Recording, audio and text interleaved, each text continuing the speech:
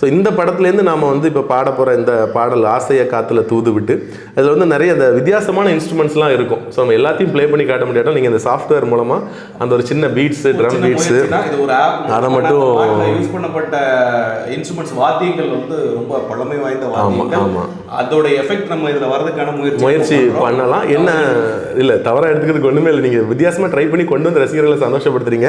இதில் குறிப்பாக என்னன்னு பார்த்தீங்கன்னா, இந்த பாட்டு வந்து சிந்து பைரவி ராகத்தில் வந்து இளையராஜா உருவாக்கியிருக்காங்க. இந்த ராகத்துக்காக ஒரு படமே பண்ணார் அவர். இன்னொரு ஃபேமஸான பாட்டு, இந்த ராகத்தில் நிறைய பாடல் பண்ணியிருக்காரு. ஃபேமஸான பாட்டுனா உனக்கென்ன மேலே நின்றாய் ஓ நந்தலாலா, சிம்லா ஸ்பெஷல் படத்தில் உள்ள ஒரு பாட்டு. ஸோ அந்த பாட்டுக்கு அடுத்து அவர் பண்ண நிறைய பாடல்கள் இந்த பாடும் ஒரு முக்கியத்துவமான ஒரு சிந்து பைரவி ராகம் வந்து ரொம்ப அழகான ஒரு ராகம்.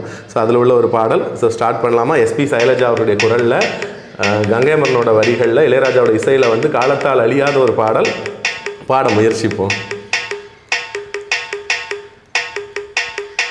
ஆசைய காத்துல தூது விட்டு ஆடிய பூவுல பாடப்பட்டு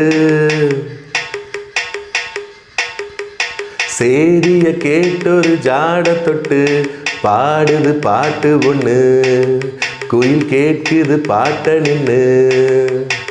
ஆசைய காத்துல தூது விட்டு